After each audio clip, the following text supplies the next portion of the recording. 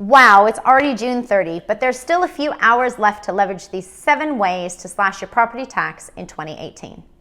As smart investors, you should see tax time as an opportunity to maximize your deductions. Property owners are able to claim a wide range of expenses associated with owning a rental property to reduce your taxable income and minimize your tax bill. Most investors would know about typical tax deductions, like interest, repairs, and management fees. But there are also less obvious ways that investors can reduce their taxable income this financial year. The first strategy I want to talk about is prepaying interest and expenses. For borrowers with fixed rate loans, prepaying interest now for the next financial year allows investors to claim the deduction this financial year. Expenses such as gardening or agent's fees, these can all be prepaid, and you may even be able to negotiate a yearly discount. This strategy is particularly useful for investors with annual income that's in the top few tax brackets. Increasing your tax deduction this year could possibly bring you down into a lower tax bracket. But the only catch to this strategy is you have to have the reserve cash to pay the expenses in advance. The second strategy is hire a quantity surveyor. Depreciation is one of the most valuable deductions property owners can claim in Australia. Investors can deduct the assets in the investment property that have declined in value over that financial year. For items under $300, 100% of the value can be deducted immediately. The good news for those that invest with us is most of our investment properties are sold with a depreciation schedule as part of our package. Estimating these declines is very complex, so a quantity surveyor should be engaged to create a depreciation schedule if you don't already have one.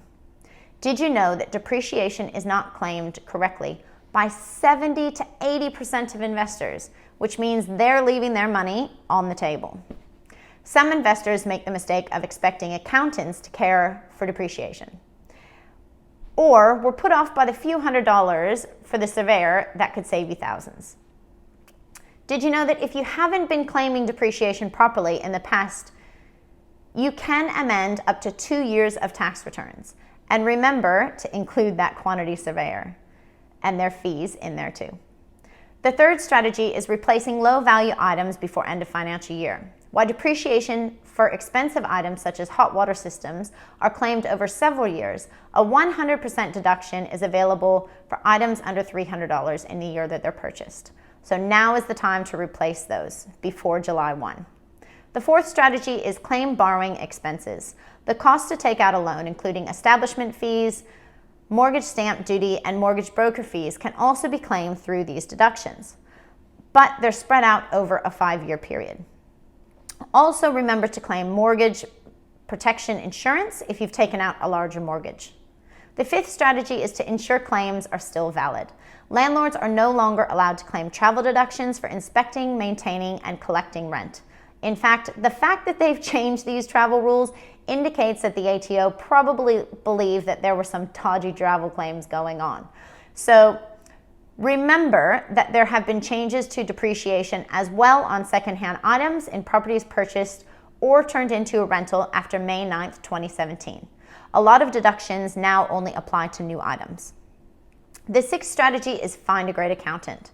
In everything we recommend, we always advise people to work with experts in their field. Pay for a good accountant. Tax for investment purposes can be especially complex, and a DIY approach may prove to be a false economy. Their costs are minimal compared to the cost for missing deductions.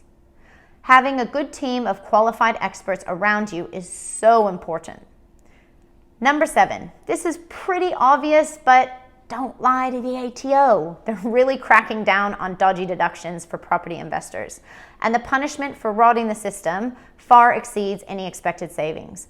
The penalties can be double the tax avoided plus interest. Owners of holiday houses in particular are under the focus of the ATO at the moment. They're looking for people using their properties for personal use and claiming deductions that are disproportionate to the time that it's rented for investment purposes. They are also on the lookout to see if properties are truly available for rent or not, citing owners who are artificially putting up their rents or not advertising their properties. So there you have it, my 7 tips for the last day of the financial year. If you'd like to know anything else about property, please pop it in the comments below. And if you know anyone that would benefit from this information, please tag them in the post. This has been Devin Wickline. Have a great weekend and a great last day of the financial year.